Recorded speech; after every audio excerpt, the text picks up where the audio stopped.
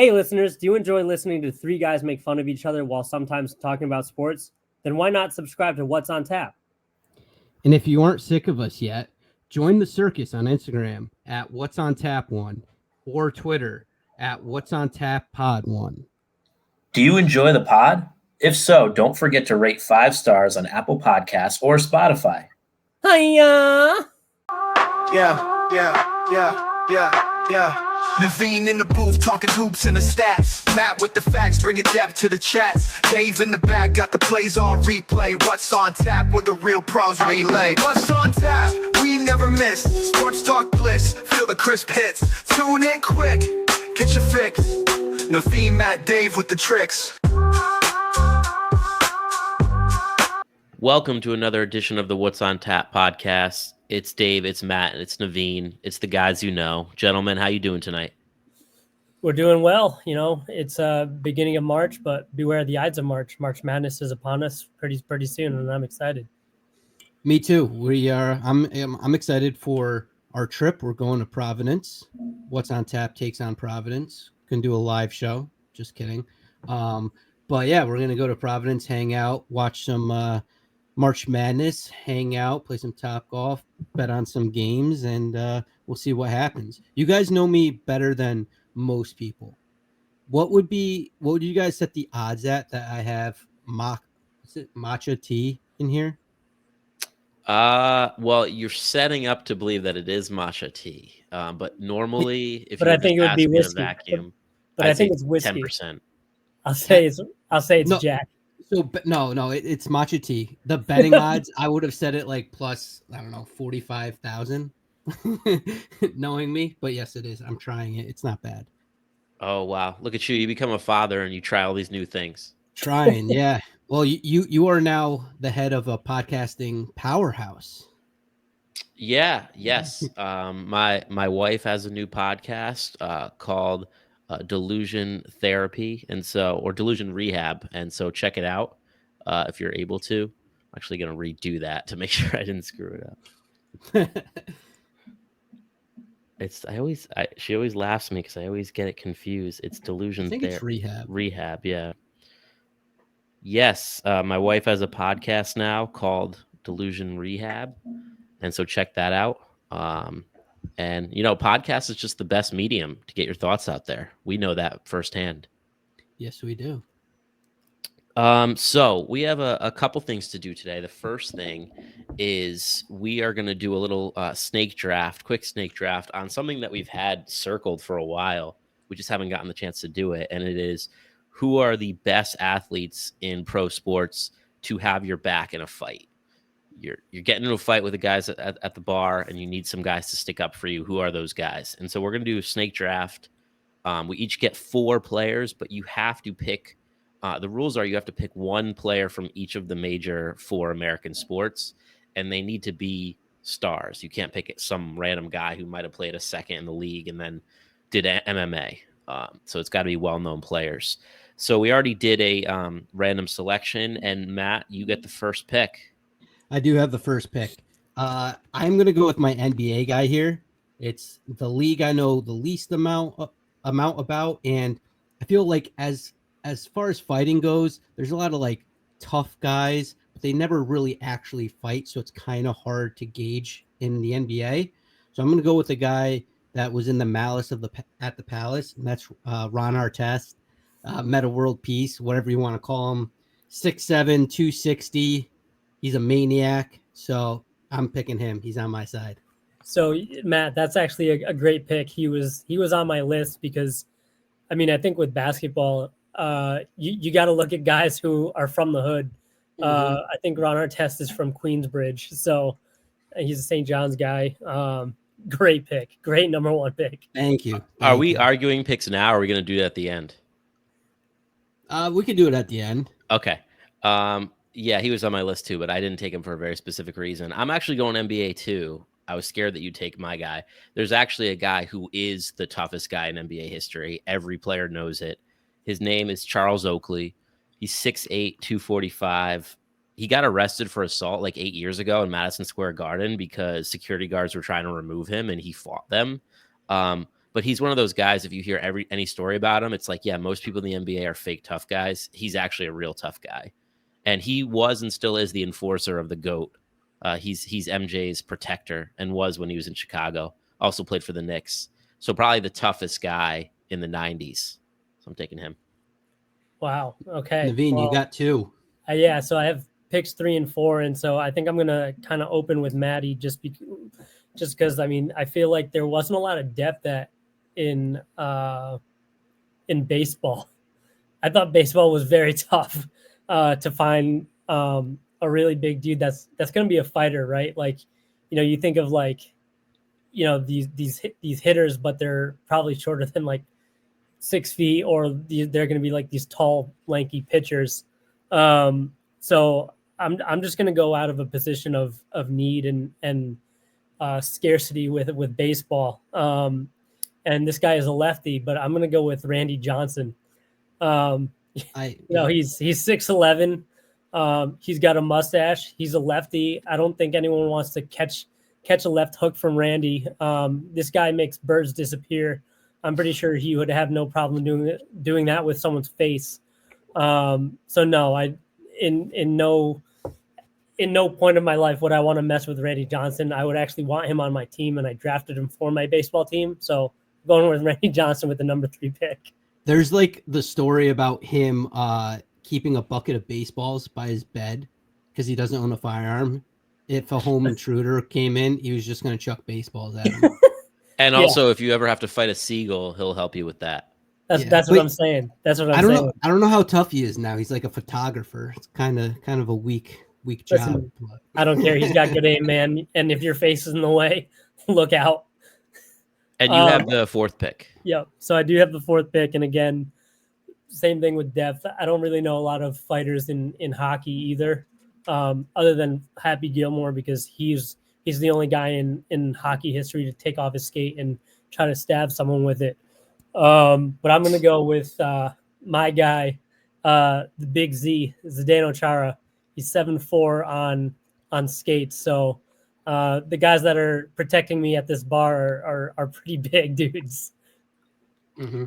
No, that's fair. He was on my list. Yeah, he's a big guy.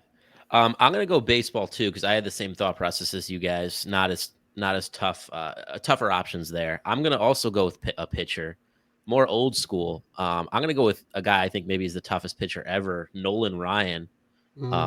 Who was well known for beating the heck out of Robin Ventura when he charged the mound.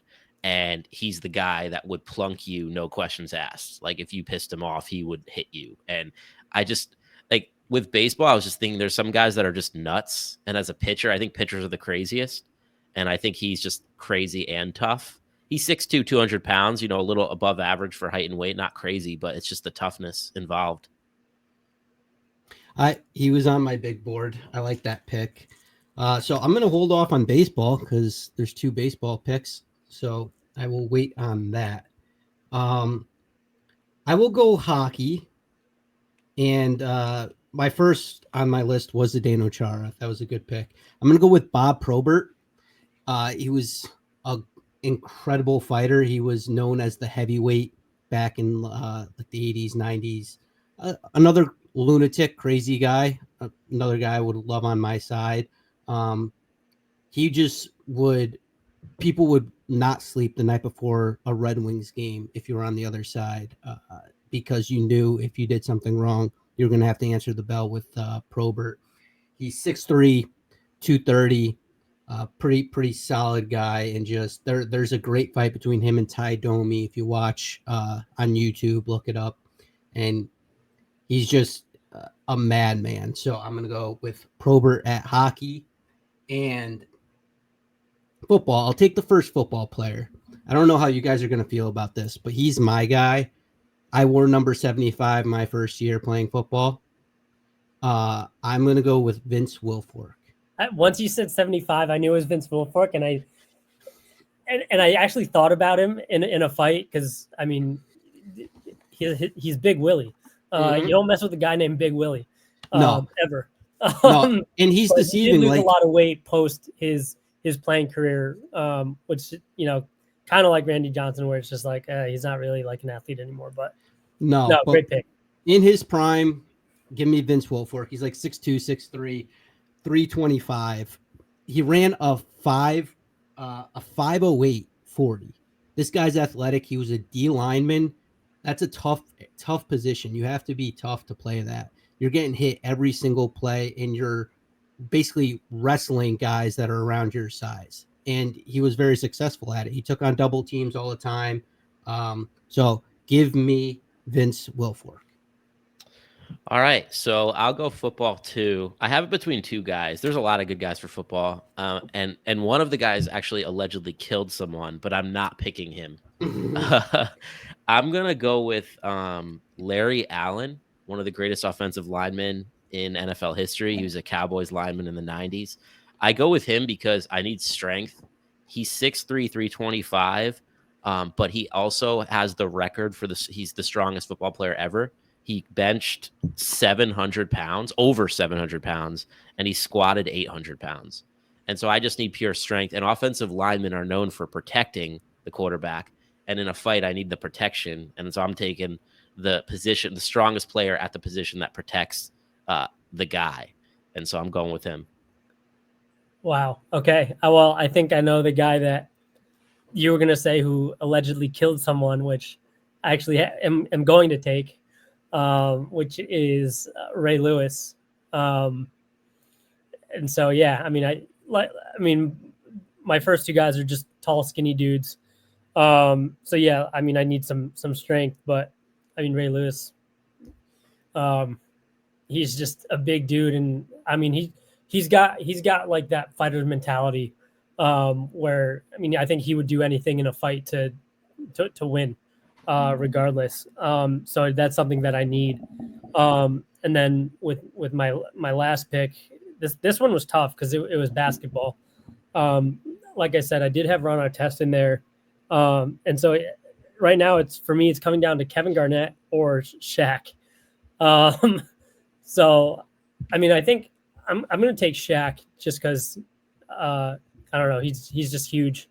And no one wants to fight Shaq, but I think he was also like a security guard. But you need that protection. And he was in basketball. He's the most dominant center ever of all time. Give me Shaq. I mean, all these guys' reaches are really long, and if you get inside, get ready for Ray Lewis to lay you out. All right, for my final pick, I'm going to hockey. I have between two guys. One of the guys we should mention, Dave Tiger Williams, has the all-time NHL's all-time penalty minutes leader, but I'm not picking him because he's like as tall as me and weighs 10 pounds less. So I'm not going with a guy that's small. I'm going to go with a guy that I didn't know. I did research on him, Marty McSorley, who was Gretzky's personal Oilers. bodyguard. And if he can protect the great one, he can protect me.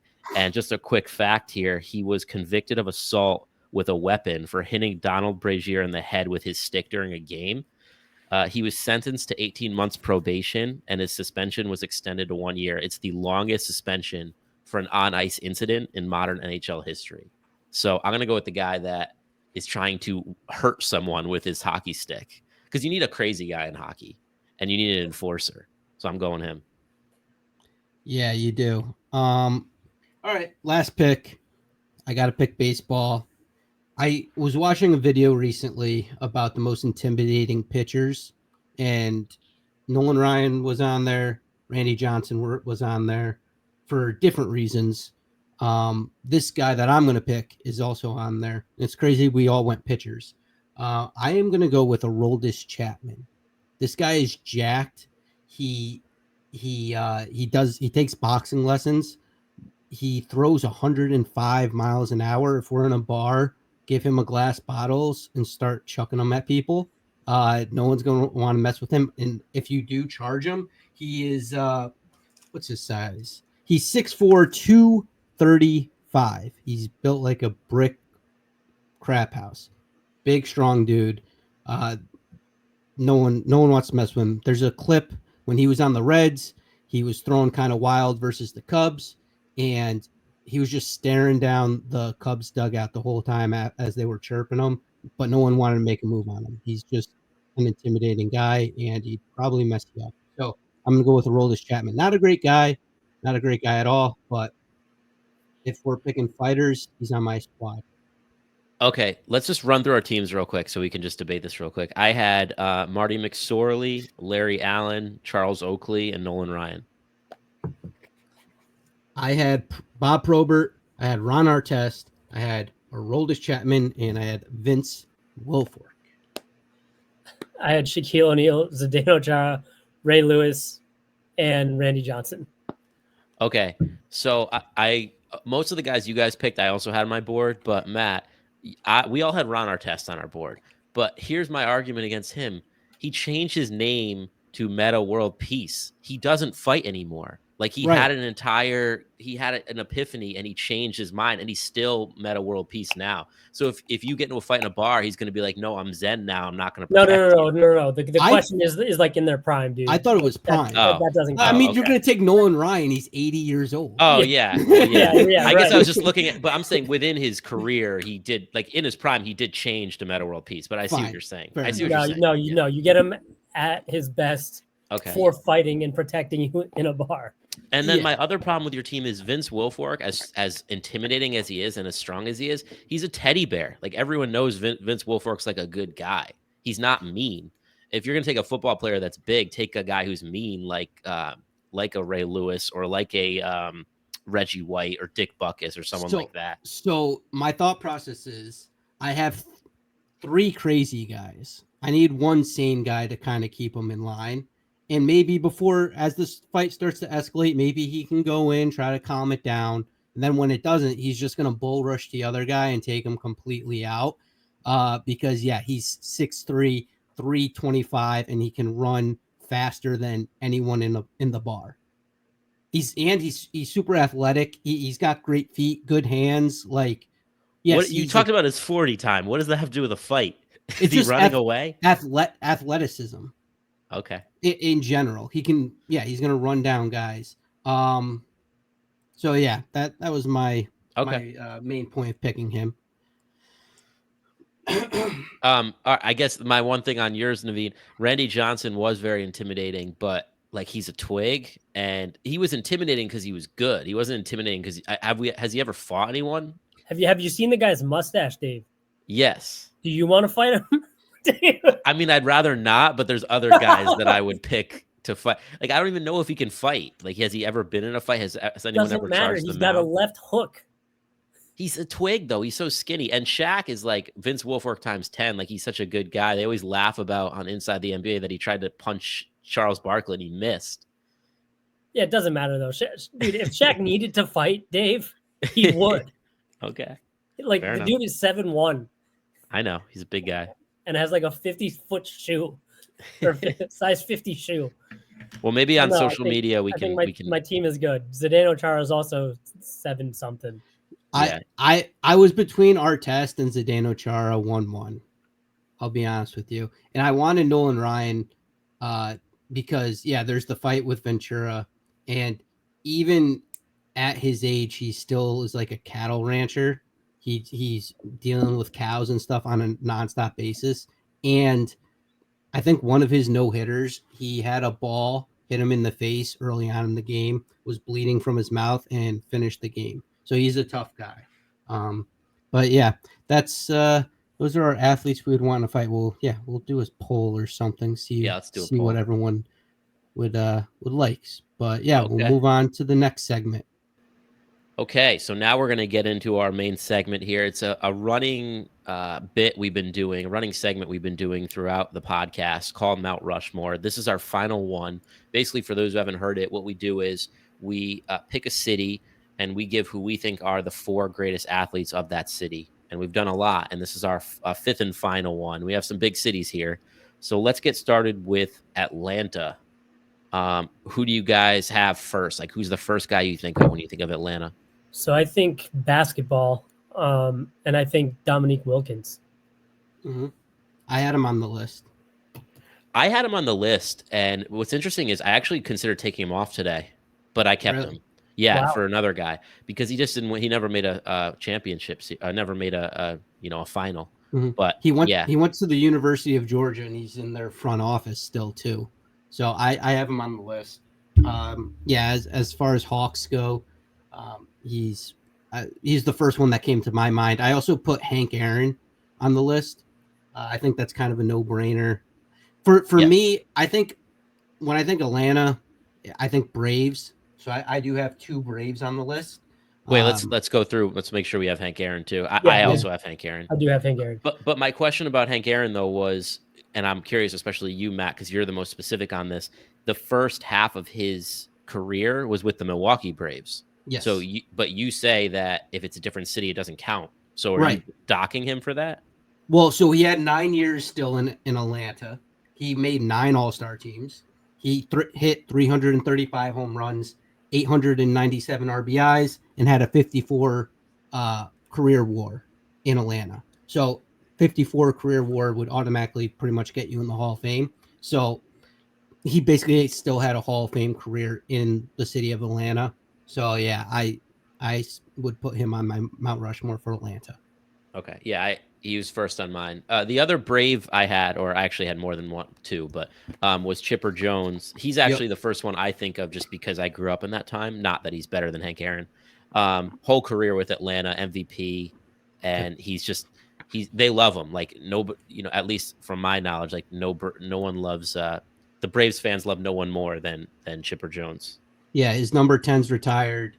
He spent 19 years there, like you said, and he's probably outside of the Mick, probably the best switch hitter of all time.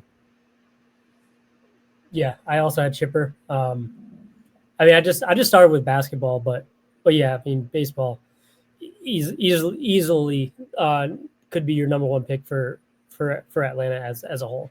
Mm-hmm. It gets hard with the last one because there's just so many good Atlanta athletes. Who'd you guys have for 4? You guys are probably not going to like this. But doing my research, his name popped up kind of quite a bit. That's Matt Ryan. I tried not to be as recency biased, but he spent 14 years there. He was the 2011 MVP, 4-time Pro Bowler, 1-time All-Pro. He leads the team in passing yards, touchdowns, all that stuff, and he led them to one of their 2 Super Bowl appearances. So that's why I have Matt Ryan number 4. Would you say that you are thankful to Matt Ryan for a Super Bowl? Oh yeah, that was a good Super Bowl. Great Super Bowl. He was my toughest cut. I didn't have him. He was the one where I was considering replacing Wilkins with him. But Wow. I think if he had won the Super Bowl, he'd be on there for sure. But he had the 1 MVP season. But my problem is that he blew a 28-3 lead, and he had really good stats, but like he had made 1 All-Pro. I mean, he was really good, but he was never great. He won an MVP, but I think that was an outlier year. And I don't feel like he resonated culturally with the fans as much as Dominique did. Dominique's one of the great dunkers of all time. And so I just went with the guy that I think resonated more. I had another guy for 4th. Who's that? Okay. Yeah, I'll share. Yeah. So I had Greg Maddux. I had Greg Maddux as well. You did as well, yeah. But specifically because, like, I mean, when we think of pitchers, we always think about like the power pitchers of baseball, like a Pedro or Randy, or Matt, you took Kershaw. Those are like power pitchers, but Maddux did it completely different. He was a painter. He's like, I mean, he's painting corners, and you just don't see it every day. Like he's total finesse pitcher, but he knew the game so well, like where he could just be like, okay, so Matt's coming up to bat. I bet I could get him out in 5 pitches, easy. And I know exactly what's going to happen. I'm going to throw him a ball. He's going to foul off the second one. Then I'm going to go inside instead of outside. That's going to be strike 2. I'll throw him another ball. He's going to think he's going to be like back into the matchup. And by pitch 5, you're either hitting a soft ground ball to my second baseman or you struck out. And it's just like, it's incredible. Like the breakdown that he had on the game. I believe, Dave, I showed you a clip. I forgot who the batter was, where he actually made a mistake. I think it might've been Barry Bonds. Barry Bonds was talking about it. Yeah. Right. And so, or maybe he was talking about Barry. I don't remember one or the other. I think they were both talking about the at bat, but Barry Bonds ended up getting a home run because he's just like, yeah, but he remembered not to do that. But that's a guy who's just incredibly good at tracking his pitches. I would argue that John Smoltz should be ahead of Greg Maddux, just in the fact of Smoltz spent 20 years in Atlanta. Greg Maddux spent 11. He didn't even spend half his career in Atlanta. He spent 10 years with the Cubs and then 2 years with the Padres, 2 years in LA. He was great when he was with Atlanta, but Maddux was there longer and they were there at the same time. So the championships are also Schmaltz's championships as well. So I would argue Smoltz over Maddux in that instance. I don't know. I'm not going to push back too much, but if I had to take another Brave, it would be Smoltz over Greg Maddux. So yeah, I don't agree. I think Smoltz, yeah, he was there longer. For me, I always look at like peak over longevity, and like I take Maddux over Smoltz because I take his 11 years over Smoltz's. What would you say, 20? Yeah. Was it that long? 20? Okay, yeah. I mean, he was the best or second best pitcher in baseball for that most of that time. Like won 3 Cy Youngs, 4-time ERA champ. And I just like that better. And I'm fine with you taking Matt Ryan. Like I probably could have changed that too. But once again, I just think player to player, I know we're talking about different sports, but Maddux is a better player than Matt Ryan. So I guess we can talk about like quarterback being a more important position or being there longer. I actually had Eddie Matthews could have been a consideration as a Brave too. 15 years with Atlanta there. And then the other ones I thought of putting on were Michael Vick, because even though he was there 6 years, like if we're talking about culturally resonating with a team, that was their guy. That was like their Allen Iverson. And then Julio Jones, and Tom Glavine were the ones I considered. One other thing about Maddux, his Hall of Fame plaque is blank. He's not even wearing an Atlanta Braves hat in that. That would be another ding against, in my book. It's such a random stat, but I'm glad you remembered it. That's a good stat. I just looked it up. Well, why? What's the reason for that? So when you go into the Hall of Fame, you have a logo on your cap usually, right, of the team that you're most remembered by, or the player will pick. He's got a blank one because his time with Chicago is very similar to his time in Atlanta. So either the writers or him said that either Maddux couldn't choose between Chicago and Atlanta, and he just said, "Put a blank cap on me." Interesting. I mean, I don't think it really means much when it comes to his resume. No, his resume is great, but so the criteria of this, at least for me, is I do take longevity. Obviously, you have to have a good peak, but you have to be there long and have to resonate somewhat with the city, and be known as a player from that city. To me, when I hear Greg Maddux, I think Atlanta and Chicago. John Schmaltz, I think Atlanta. Matt Ryan, I'm thinking Atlanta. I know he spent 1 year, obviously, in Indy, but and you have to win champion. If you had the chance, you have to win championships and all that. So, I'm not trying to diminish what Maddux did. Obviously, he's a Hall of Fame pitcher, but for Atlanta, Mount Rushmore, I would like to talk to some people. I would wonder who they would pick, because obviously you can throw Glavine in that category too. I think he's by far and away third, but it'd be interesting to talk to some people from there. Okay, should we move on? Sure. All right, so let's go to the next city. We're actually going to do the Bay Area here next because we want to include Oakland and San Fran. When I first thought about this, I'm like, oh, this one's easy. And I just thought of the 4 guys. I'm like, this is a home run. And then I told you guys the other day, I totally forgot someone. So I had 5 home runs and I had to take 1 off. But the first one I think of is Joe Montana, obviously. Like, you guys think he's the second best quarterback ever. I think he's the third, and he's a legend there. And they're a football city. So I'm going Joe Montana first. Yep. No argument from me. 4-0 in Super Bowls. Yeah, I had him as well. But I actually took one of his teammates first when I think of the Niners, just because he's the greatest receiver of all time. It kind of pains me to say that a little bit, just because I love Randy Moss. But I had Jerry Rice as my number 1. Wow. So you had Yeah. both Montana and Rice. Correct. Wait, you Okay. didn't? You didn't have Jerry Rice? No. No. I had both of I them. No, I'm I did talking to not. Matt. Oh, I did not have Jerry Rice. Wow. Okay. Yeah, I mean, he's the greatest wide receiver of all time. I definitely have him on there too. Yep. No, I did not have Jerry Rice. I had Barry Bonds. I think that's a pretty slam dunk pick. I did have Barry Bonds. Yeah, there's not much to say. I mean, 15 years there.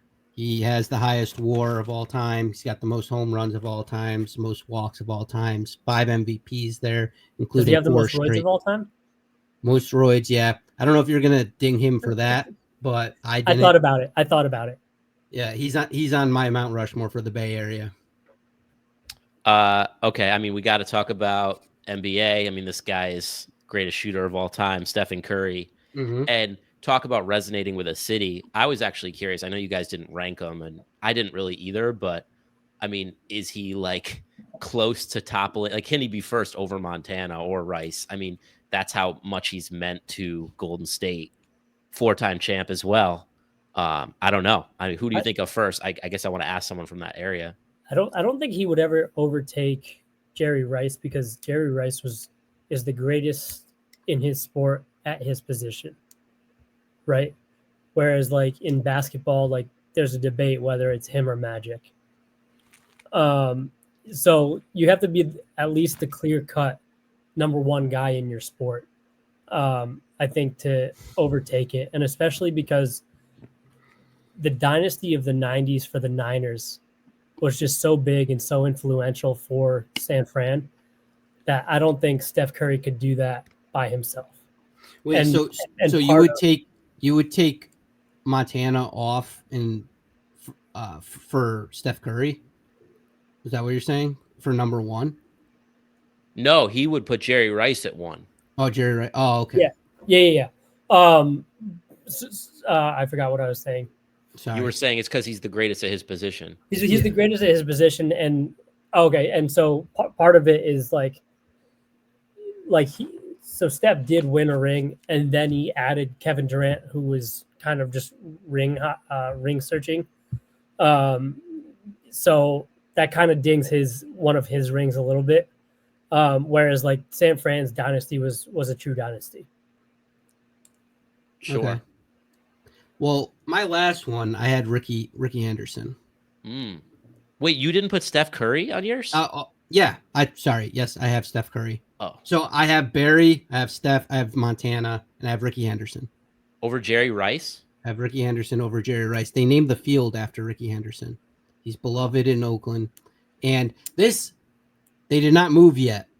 So once they moved to Sacramento and then to LA, or Sacramento, then Las Vegas, I would have to put Jerry Rice on. But technically, they have not played a game in Sacramento. Ricky Wait a Henderson second. was on the Oakland Yeah, Athletics. Matt, are you seriously saying that when they move to Vegas, you have to redo your pick and take off Ricky Henderson? Yeah, that's Oh the my rule. gosh, dude. That's the That rule. Makes no sense. They're not in Oakland anymore. That's been I'm consistent. That's been my rule. If that team does not exist in that city anymore, bam, you're gone. Blow it up, recarve a new Mount Rushmore face in there. I mean, I respect to Ricky Henderson. I put him in caps for honorable mentions, but he shouldn't be over Jerry Rice. Wow. See, I think when it comes, this is something we've talked about the same era and playing on the same teams. We've debated it before in previous Mount Rushmores.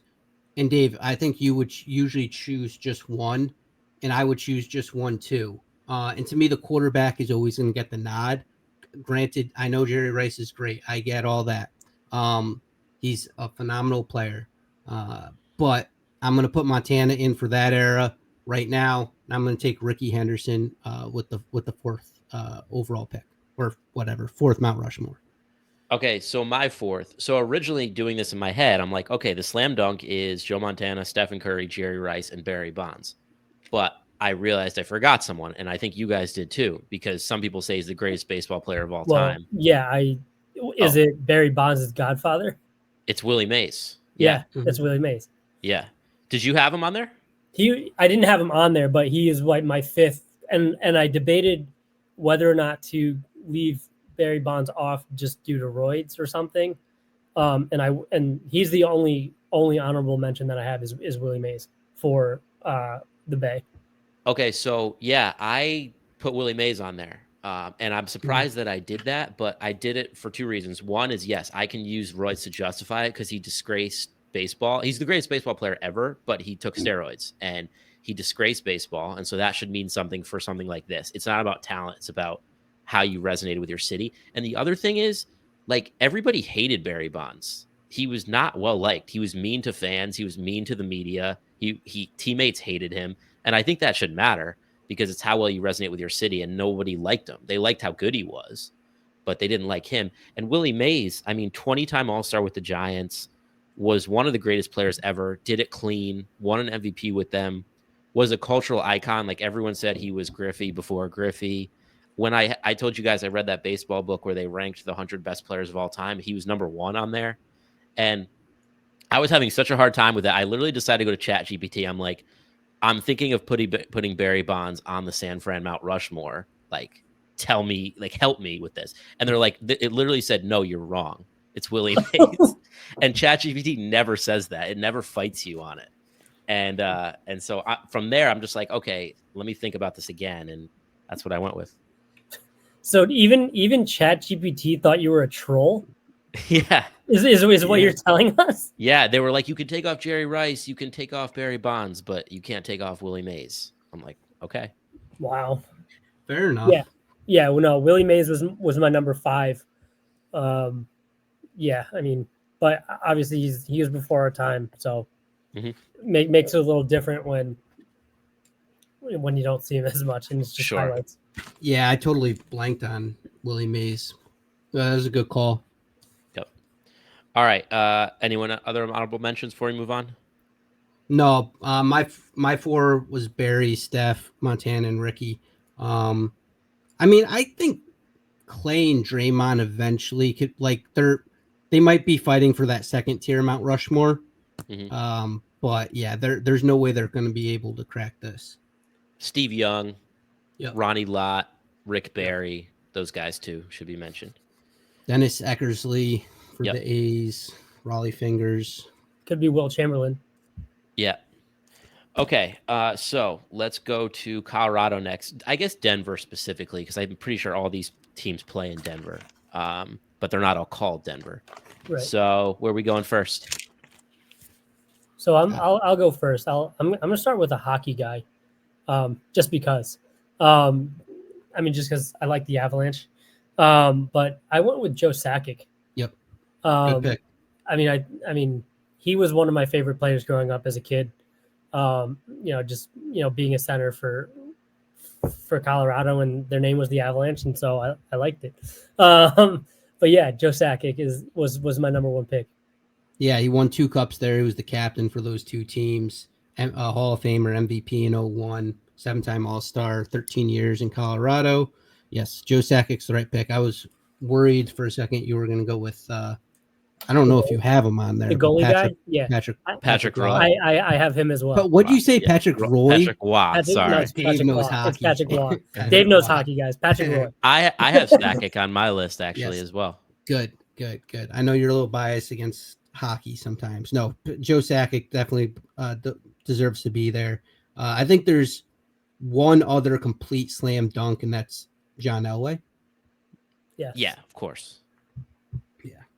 I think there's another slam dunk, and he's still playing, and it's Nikola Jokic. Yes. Yep. Because like there's not many 3-time MVPs in the league, and he's already an NBA champ, and he's in his prime right now. He's got more to do. So he's probably, I was thinking about it today, he's probably like maybe the 6th or 7th, probably the 6th best center of all time right now, and he's in his prime. So yeah, which I mean, Nikola Jokic is a guy that cracks me up just because it's just like he plays basketball because he's good at it. Like, I don't even think the guy enjoys basketball.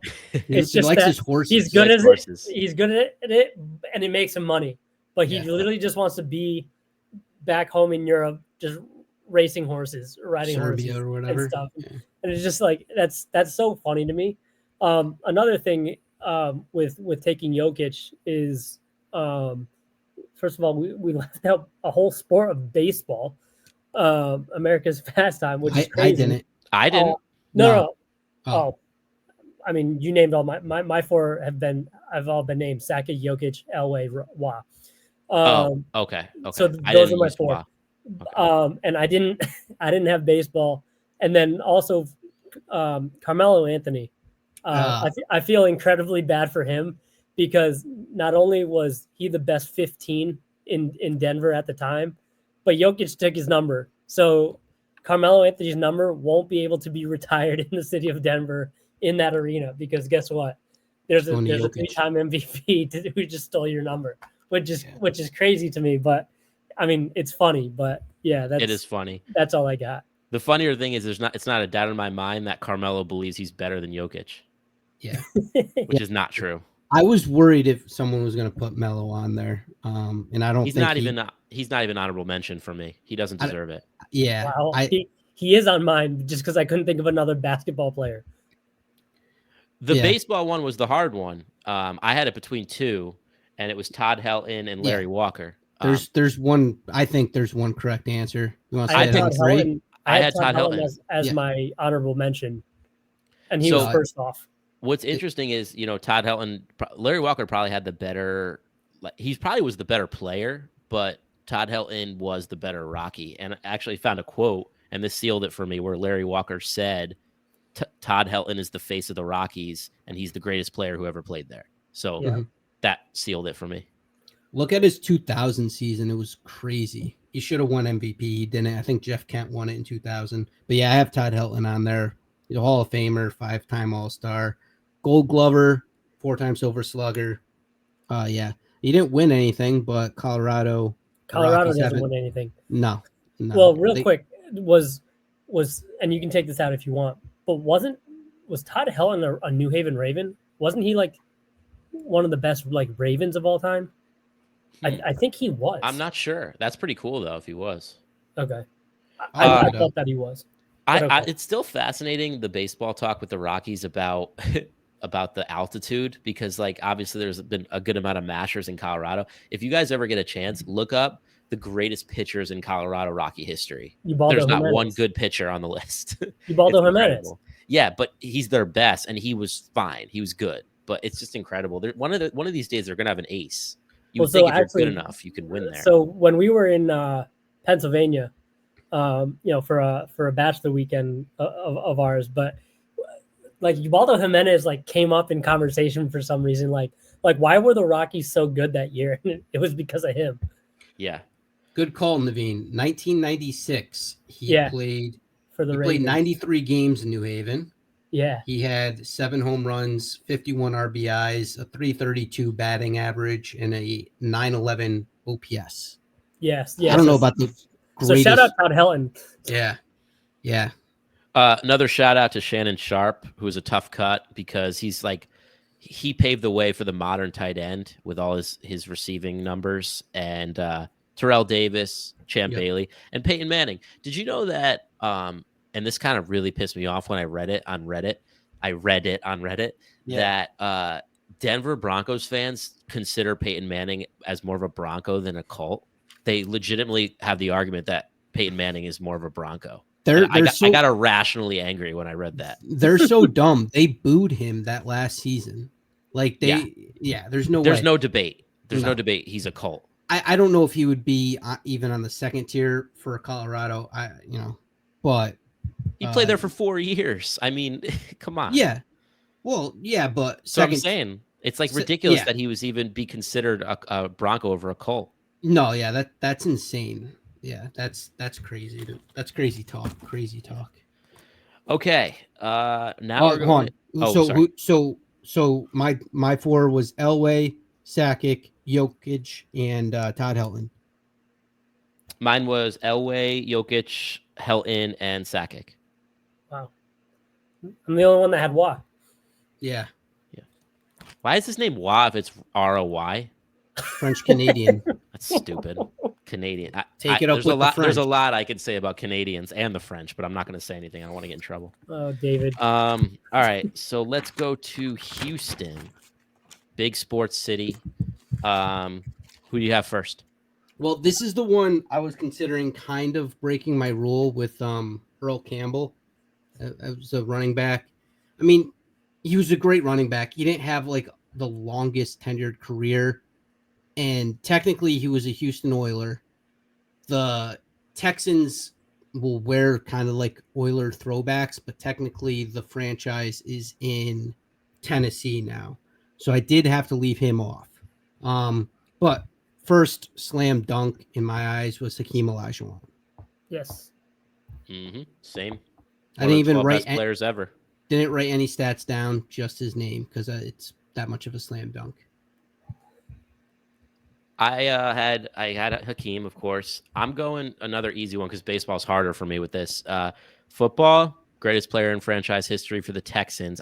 Oilers, there are some good guys, like you said, Campbell, Bruce Matthews, Warren Moon, but this guy's better than all of them. J.J. Watt, one of the great defensive players, one of the best primes of any defensive player ever. Mm-hmm. And he did a lot when the city got flooded a few years, more than a few years ago. I have JJ on there as well. No stats, just his name. So let's have the tough conversation about what Astros are going on here. So I was between two guys. I mean, there's Nolan Ryan, but he wasn't in consideration for me because he played in too many places, but he was a great pitcher. One guy is still active and one guy is not. One of them is from Connecticut, and that's Jeff Bagwell. But I do not have Jeff Bagwell on my Mount Rushmore. I have Altuve on my Mount Rushmore. He's going to be a Hall of Famer. He was the 2017 MVP, 7-time Silver Slugger, 3-time batting champ. He won 2 World Series there, something that Jeff Bagwell never did. And he's been there for 15 years. And now he's changing his position to help the team, moving from second base to left field. So I'm going to put Altuve in as my Astro. I also have Altuve in as an Astro. Wow. I didn't have any Astros. Really? I had Bagwell, Biggio, and Altuve honorable mention. Okay, so who's your third? So you have Watt and Hakeem. Who's your third one? I had Clyde Drexler. Clyde Drexler? Yeah. Dude, Clyde Drexler played most of his career in Portland. I know. Yeah, that's what But he was still. I mean, he was on that Olajuwon team. And the second one. A lot of Drexler's career was from Portland. Like when you get into like the MJ conversations on why Portland didn't want to draft Michael. But I just had him just because that 95, 96 team were really good. Wow. I mean, how many years I didn't even have my list. How many years did he play in Houston? It couldn't have been more than 5. It's less than 5. 4. 4. Yeah. Dude, whoa. 2-time MVP. But you're taking one. Yeah. Yeah, but all right. So if you're going to go basketball, then just to argue that point, Moses Malone was there 6 years and won 2 MVPs. Yao Ming. I didn't even think about Moses Malone, to be honest. Well, and also, you guys are disrespecting Jeff Bagwell. Like, I think he should be on there. Either Bagwell or Biggio should be on there. Those were my 5th and 6th. I went with Bagwell because I felt like he was a little bit better than Biggio, and it's close. They're both Hall of Famers. Both, I think, won MVPs, right? Oh, no, just Bagwell won an MVP. Yep. Bagwell played his whole 15-year career there. He was a Swiss Army knife type of player. He could do it all. Like I said, peak over longevity. Mm-hmm. And I think Bagwell's peak beat Biggio's longevity. And also, I love that batting stance. That was one that every kid tried to mimic at the plate. I don't know. I think that matters a little bit. His mom's a great lady. She's a customer of my company. I've been to his house. Right, you told us that. Yes. Yeah, she's got all sorts of memorabilia down there. So no offense to you, Mrs. Bagwell. I do not have your son. I have Andre Johnson taking up my 4th spot. Wow. He's the all-time leading receiver in Texans history. Granted, not a long history, but he's a 7-time Pro Bowler, 2-time All-Pro. I think he's the guy that slips through the cracks when you think of very, very good receivers from the early 2010s or whatever. He's a Hall of Famer. So I put Andre Johnson, number 4. So I think Jeff Bagwell went to Xavier, so I can't be rooting for him. Yeah, he did. So Bagwell. no, I will never put Bagwell- him in anything. Bagwell would probably be fifth. Well, then put Biggio on there. And there's Biggio. There's even Lance Berkman. Lance Berkman, Billy Wagner. He's a Hall of Famer. See, I didn't even go baseball. I did Earl Campbell. I feel like Houston's kind of a baseball town. I feel like in I some think ways. I now. think now. I think don't now. know. No, they love their Astros. I remember early 2000s, those Cardinals Astros series were big. But also, Well, go ahead. well, so like I mean, I think it's more of like a now thing because of like that whole young core that they had just had with Altuve, Bregman, Correa, who's their first baseman? Yasmani, not Yasmani Grandal. I know who you're talking of, but I can't think I of mean, his they name. had a young core, and the whole infield was stacked. They had Verlander and stuff like that. Bregman. I mean, they had a good pitching staff. They were good. It's a shame that it came down to cheating allegations, but I think like those guys kind of just revamped the whole baseball aspect because I feel like Houston was always like that team that always had like one or two good guys but couldn't go anywhere. Like they had a Biggio and a Bagwell, and then they had when they signed like Andy Pettit and Clemens, right? Yeah, both from the Yankees. Where it's just like, okay, like yeah, you have two stars, but they don't do much outside of that. And I think that's where I think you're getting like baseball from. Yeah.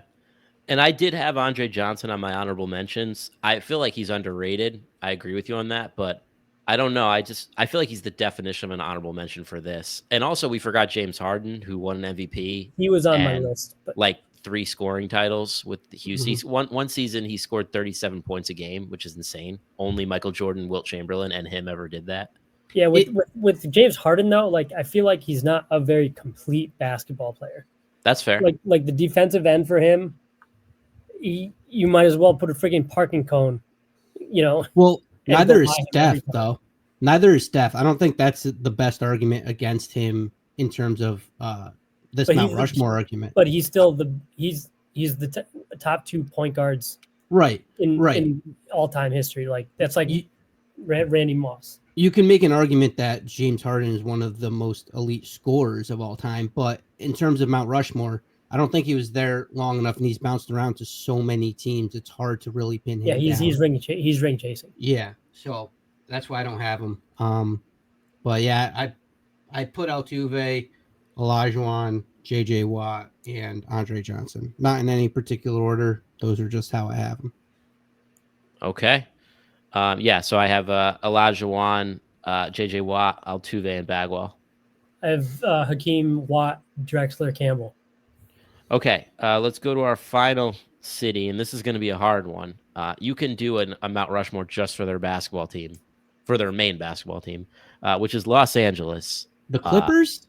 Yeah, the Clippers are their main team. What are you talking about, Dave? It's funny because I didn't even put an honorable mention from the Clippers on there just because they are so irrelevant. Yes. All right, this is a tough one. There's a lot of ways you can go with it. I'm curious to see what you guys did. I'll say this off the top. I originally had 2 Lakers, a King, and a Dodger, and then I remembered another Laker, and I really wanted to keep the King on there, and I was like, I can't justify it, so I ended up with 3 Lakers and 1 Dodger. Wow, even I didn't have. I think I have the same list as you. Now that you say that, so I have Kareem Abdul-Jabbar. Yep, he was my 1. I have Kobe. Yep, I think he was my 2. Kobe's definitely a slam dunk. I'll stop there for now. Let you guys say your thoughts. So Kareem Abdul-Jabbar, up until I think last night, or I think LeBron scored over 50,000 points last night, but Kareem was all through growing up. He was the highest. He was the leading scorer of all-time points for the NBA for the longest time ever. His skyhook was legendary. You couldn't block it. He's an LA kid. He went to UCLA. His name was Louis Alcindor there. He converted to Islam and changed his name to Kareem Abdul-Jabbar. Fantastic basketball player. Kobe Bryant, the Black Mamba. I mean, you guys are Italian, so if you guys don't have them, I don't know. You guys might lose your sauce card or something. I don't know. Kobe What does that Dean even mean? Bryant. Because he grew up in Italy. Oh, sure, fine. Yeah. And then my third Laker that I have is Magic Johnson. Ooh. You know, when you think Lakers, you think Showtime Lakers, and he was the face of the league along with Larry Bird. So I think you had to have him. I do not. on there. But that's you because you gotta have Magic on a Lakers on a Los Angeles Mount Rushmore. I put Jerry West. He's literally the logo. Magic. Wow. I know, but literally, he was the GM. He's, to me, yeah. You know what? Thinking about it, you need to. Okay, so you need to take Kareem off and put Magic on. Yeah, that would probably there's no be argument for Kareem over Matt. And I'll be honest with you guys, Kareem is, I think, the third best player of all time. I think I've said that. He's not on my list. Wow. As the third best player, though, that's kind of okay. Let me present the argument. He spent 14 of his 20 years in LA, so a majority of his career, but his best years were with with Milwaukee. So he was not giving his best to LA. By the time Magic got there, he didn't win anything in LA without Magic. He already had a ring and multiple MVPs in Milwaukee, and then Magic got there and he won more. But Magic won 5 there, and he was there his entire career. And this is Mount Rushmore. It's not just about your talent. Kareem was reserved. He was rude at times. He was shy. The fans did not connect to him. Famously, he did not connect with the fans. That matters. Magic was the exact opposite. Magic connected with, like, Magic and LA that connection is stronger than maybe any person to a city ever. Yeah. Magic needs to be number one, and Kobe for the same reason. Fine. Yeah, fair enough. I'll take Kareem off for Magic. I didn't think that one fully through. Jerry West was the Laker I added on to take a king off. I'm very surprised that it's West over Kareem Abdul-Jabbar. Well, so West was a tough cut for me. The reason I didn't put Jerry West is because I think almost in any other city he would be on it. But my problem with Jerry West is he never beat Boston. They lost to Boston, I think, 6 straight years, and then at the end of his career they won a ring, but it wasn't against the Celtics. And that rivalry, you need to beat the Celtics if you're a great Laker. And so no, he was a great player, but I can't put him over Magic and Kobe, and I would not probably put him over Kareem either. But Kareem's not on my list because I have other sports to cover. Yeah, I'm going to leave him on there. I mean, Jerry West has a statue outside of the arena, so I think that's also kind of a fair point to keep Jerry West on the list. But my last one is a Dodger. That's Sandy Koufax. Yep, I had him as well. I think you can make an argument somewhat to put, like, just pure talent, Kershaw on there. He's been there longer. I'm going to make that argument. Yeah, that's fair.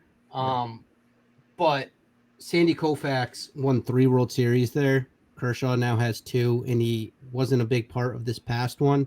I mean, I had Kershaw as probably as my best pitcher in, that we saw growing up and whatnot. But I mean, if you look at Koufax, he had a short career. He had 9 years in LA. It started in Brooklyn, but he had 9 years in LA. He won 3 Cy Youngs. He won the MVP in '63. He had 3 pitching triple crowns, 5 ERA titles, and most importantly, he had 3 World Series rings, which I think that's why he's ahead of Clayton Kershaw. Also, another stat about Sandy Koufax, that was the character in Big Daddy played by Adam Sandler. Oh, know that. Oh yeah. Yeah, I had a hard time with Koufax and Kershaw. I actually went the other way from you guys. I went with Kershaw. And the reason why is because Koufax retired at 30, and I think his prime was better, but by how much? I mean, Kershaw is one of the most dominant pitchers ever. If you get, what was he? He was there for 9 years, you said, in LA? He was 9 in LA. He retired because he had chronic back issues. Right. So you get 9, you get 9 years of dominance in LA versus 17 years that are 90% as good for Kershaw. Kershaw is there 17 years, and he's 90% as good as Koufax. I think I'd take Kershaw.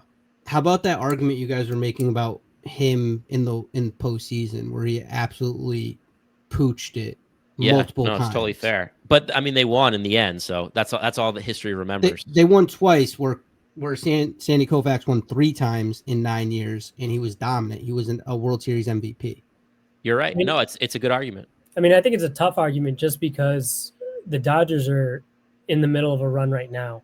Mm-hmm. They had the COVID season, right? They're the quote unquote first one.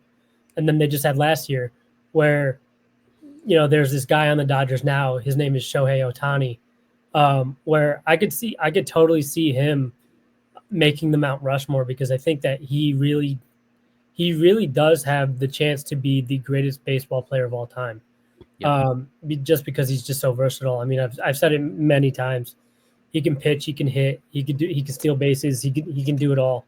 And so I think that one day Shohei would take Koufax's spot on the Mount Rushmore for LA and everything that he's doing for the game. I mean, he's still a young kid.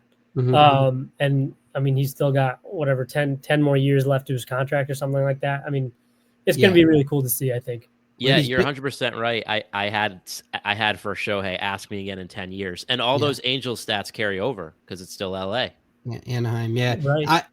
I said on the podcast we did when we came back from the Hall of Fame that one day they're going to have a wing dedicated, similar what they have for Babe Ruth and the African-American players. They're going to have one where Shohei is the face of Asian American or Asian players.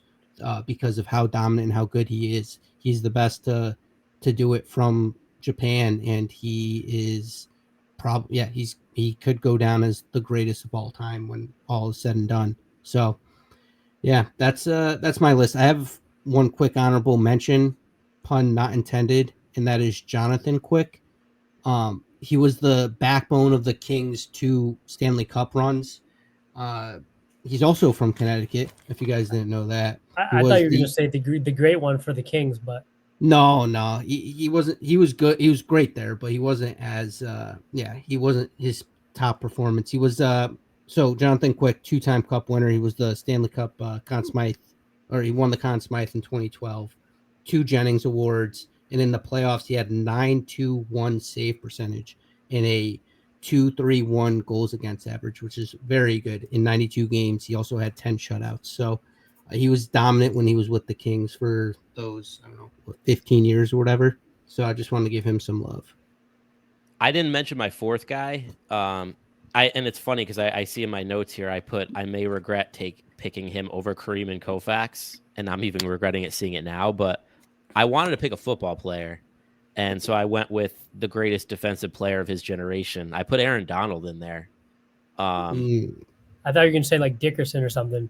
Dickerson was on my honorable mentions, but he had an awesome first half of his career and then kind of tailed off. But I just felt like the dominance, if you're one of the greatest players of all time, you should be considered. And Kareem, you could make the same argument for sure. But Aaron Donald played his whole career in LA, and I wanted to put a football guy in there. So, but like I said, I'm fine if you take him off and put on Kareem or Koufax. I mean, I think the Aaron Donald argument that you're making is very similar to Matt Ryan. Whereas if he wins that Super Bowl, does he did win a Super Bowl. He won 1. Oh, you're right. Okay. Yeah. I just thought they lost to the Patriots, the 13-10 game or whatever. They beat the Bengals in that Super Bowl. Yeah, years ago. Right. That's right. Isn't it funny that though it took this long for us to mention? Some people think he's the greatest baseball player ever, Mike Trout. Yeah. What a fascinating career this guy had. 14 years with LA, the Angels, 3 MVPs, 11 All-Stars, and only 1 playoff appearance his rookie year. And he has had no cultural impact whatsoever. But I mean, he has no playoff record, and LA is just such a Laker town. Dodger. Where it's just like when you think of just culturally, like you think of it's. I know it's like the SoFi Arena now, but you always thought of like the Staples Center, and in the late '90s, early 2000s, it was Shaq and Kobe, right? Because they had their 3-peat after the Bulls had theirs, and so it's like okay, like can these guys do it again? But drama kind of killed that one. Yep. So yeah, I mean, I think sports in LA take a backseat to the Lakers because all your stars, all your celebrities are in the front row of those games. And Dodgers to a lesser degree. Yeah, to me, Mike Trout, I mean, he's had a lot of injuries and whatnot throughout his career. He deserves a mention, but the Angels are kind of like the Mets or the White Sox, where they're little brother. Yeah. And if they had some sort of success in the playoffs and the Dodgers were terrible throughout his entire career, then I think there's an easier case to be made. But he has to be like leaps and bounds better than Dodger players, and he's much better, but he's not leaps and bounds better than a Kershaw or a Koufax or guys like that. Sure. What do we say about the Chargers? Because they're in LA now, and they were in LA before San Diego. So I don't know if there was any love we could have given to that team. I mean, LaDainian Tomlinson. Yeah, but he was I think he was there at San Diego, so it's tough for that one. Yeah, Deacon Jones. Dave, I think you just want to put Herbert on it just because. Yeah, how mad would you guys have been if I put Herbert on there? It'd be null and void. And then also Shaq and Wilt should be honorable mentions, but Shaq and Wilt both played too many games with other teams. Yes, agreed. Well, Shaq was on my Florida one because he played for the Magic in Miami. That's good, yeah. All right, cool. All right, good stuff, guys. Any final thoughts? No, that's it for me. I am tapped out. Yeah, nothing here. Looking forward to our trip coming up in a few weeks. Yeah, and we will our next pod will be a baseball preview pod, which is always fun. Oh yeah. Okay. Definitely. Awesome. Good night, everyone. Good night.